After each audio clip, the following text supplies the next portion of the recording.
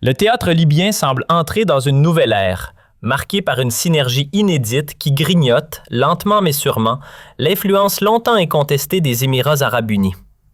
Dans les coulisses géopolitiques, un rapprochement palpable entre Alger et Riyad s'esquisse, tandis que Washington, avec un timing savamment calculé, vient prêter main forte à l'approche algérienne. Ce basculement ne se limite pas à une simple réorganisation d'alliances. Il annonce un rééquilibrage profond des forces régionales, alors que les aiguilles diplomatiques s'emballent et pointent vers une nouvelle séquence historique.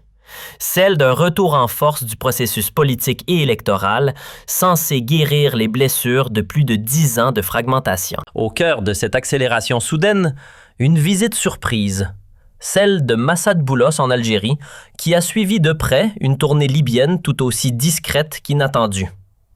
Un calendrier pour le moins intriguant, qui a fait hausser bien des sourcils, d'autant que cette entrevue a coïncidé, presque au millimètre près, avec le déplacement du ministre saoudien de l'Intérieur à Alger. De quoi alimenter les spéculations sur une entente stratégique entre l'Algérie et l'Arabie saoudite, semblant orchestrer à deux mains le dossier brûlant de la Libye en tête de liste des enjeux régionaux. Selon des analyses politiques convergentes, ce timing n'était pas fortuit, mais s'inscrit dans un mouvement réfléchi, alors que de plus en plus de capitales arabes et internationales sont convaincus de la nécessité de mettre fin au chaos en Libye, devenu une source de tension régionale s'étendant de l'Afrique du Nord à la région du Sahel. Les déclarations américaines émises lors de cette visite ont affirmé l'engagement de Washington à renforcer la coopération avec l'Algérie, notamment en ce qui concerne l'instauration de la paix et le traitement des préoccupations sécuritaires et régionales. Ces déclarations ont été perçues par de nombreux observateurs comme un soutien explicite au rôle algérien en Libye,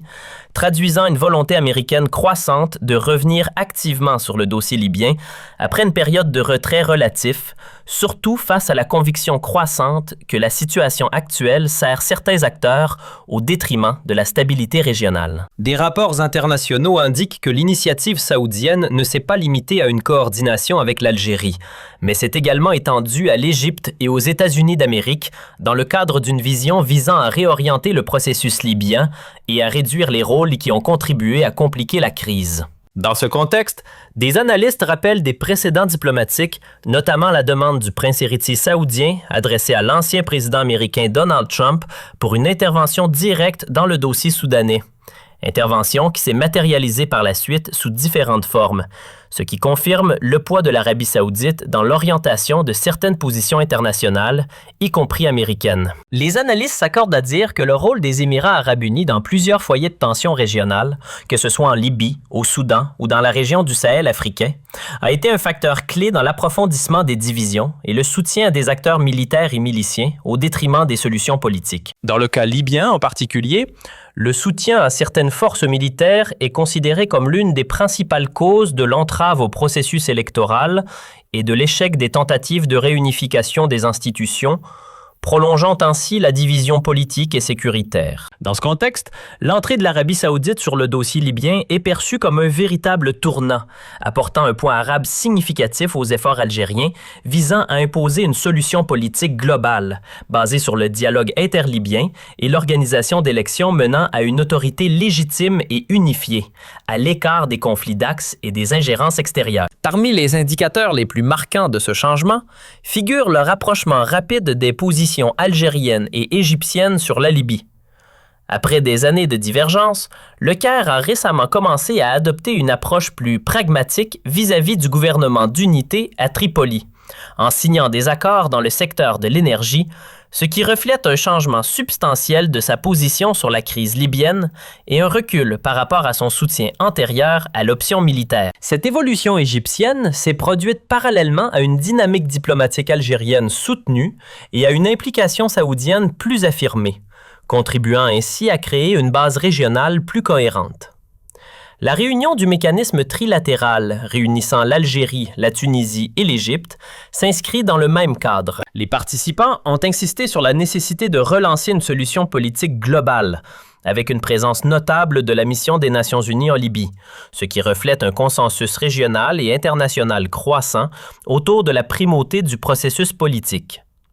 Les observateurs estiment que cette convergence régionale n'aurait pas pu être possible sans le recul de certains rôles qui entravaient auparavant tout rapprochement entre les capitales concernées. Les données disponibles confirment que les États-Unis d'Amérique considèrent l'Algérie comme un partenaire clé dans la réorganisation du paysage libyen, en raison de sa position constante, appelant depuis des années à l'organisation d'élections inclusives, à l'unification des institutions politiques et militaires et à son rejet de toute ingérence étrangère aggravant la crise. Les États-Unis d'Amérique ont exprimé, à travers les déclarations de leurs responsables, leur confiance dans la solidité des relations algéro-américaines et dans l'engagement commun à bâtir un avenir plus pacifique et plus stable pour la région. Dans ce contexte, une conviction grandissante émerge, selon laquelle le règlement de la crise libyenne aura un impact direct sur la stabilité du continent africain, en particulier dans la région du Sahel, qui subit les répercussions du chaos libyen, notamment à travers la prolifération des armes et l'expansion des groupes armés. Certains analystes estiment que la persistance de la division en Libye a servi les intérêts de forces cherchant à exploiter ces richesses et à étendre leur influence en Afrique, tandis que l'unification de la Libye constitue une pierre angulaire pour résoudre de nombreuses crises sur le continent. Par ailleurs, des informations font état de préparatifs en vue de la réunification d'une institution militaire libyenne, y compris des exercices communs prévus sous supervision internationale et avec la participation de forces de l'Est et de l'Ouest du pays. Cette initiative est perçue comme une étape visant à instaurer la confiance et à créer un climat favorable à l'organisation des élections, alors que la pression internationale s'intensifie pour isoler les partis entravant le processus politique et leur faire porter la responsabilité de la poursuite du chaos. En l'ensemble, ces développements traduisent un soutien international et régional croissant aux initiatives algériennes, désormais appuyées par le poids saoudien, égyptien et tunisien, plaçant certains acteurs auparavant influents dans une position défensive. Si cette dynamique se maintient, elle pourrait ouvrir la voie à une nouvelle phase en Libye, marquée par la fin de la division, la restitution de la décision au peuple libyen par les urnes et la construction d'un État unifié et souverain, à l'écart des conflits d'axes et des ingérences extérieures. En définitive, l'ensemble de ces évolutions révèle que la crise libyenne est entrée dans une phase charnière, où les équilibres traditionnels, qui ont longtemps gouverné le conflit, commencent à se fissurer au profit d'une dynamique régionale et internationale plus cohérente. Le renforcement du rôle algérien, soutenu désormais par une implication saoudienne plus affirmée et un alignement américain plus visible, marque une rupture avec les années de blocage et de contradictions qui ont entravé toute avancée réelle vers une solution durable. Cette nouvelle configuration ne s'est pas imposée par hasard, mais résulte d'un long processus de maturation politique nourri par l'échec répété des options militaires et par la prise de conscience croissante que la poursuite du chaos libyen représente une menace directe pour la stabilité de l'ensemble de la région. L'Algérie, forte de sa position constante fondée sur le refus de l'ingérence étrangère et sur la primauté du dialogue politique inclusif, apparaît aujourd'hui comme l'un des acteurs les plus crédibles pour accompagner la Libye vers une sortie de crise. Sa diplomatie patiente, appuyée par une connaissance approfondie des équilibres régionaux et des réalités libyennes, lui a permis de gagner la confiance de partenaires internationaux majeurs, tout en conservant une légitimité régionale incontestable. Ce rôle central est désormais renforcé par le soutien explicite de l'Arabie saoudite, dont l'entrée en scène a modifié sensiblement les rapports de force et réduit la marge de manœuvre des acteurs qui misaient sur la prolongation du conflit. L'implication saoudienne, loin d'être conjoncturelle, s'inscrit dans une vision stratégique plus large, visant à contenir les foyers d'instabilité dans le monde arabe et en Afrique et à promouvoir des solutions politiques capables de préserver l'unité des États et la souveraineté de leurs institutions. En s'alignant plus clairement sur la position algérienne, Riyad a envoyé un signal fort à l'ensemble de la région, indiquant que l'ère du soutien tacite aux agendas déstabilisateurs touche progressivement à sa fin. Cette convergence algéro-saoudienne a également contribué à créer un effet d'entraînement, encourageant d'autres acteurs régionaux à réévaluer leur position et à s'inscrire dans une logique plus consensuelle. Le changement perceptible dans l'attitude égyptienne constitue à cet égard un indicateur particulièrement significatif.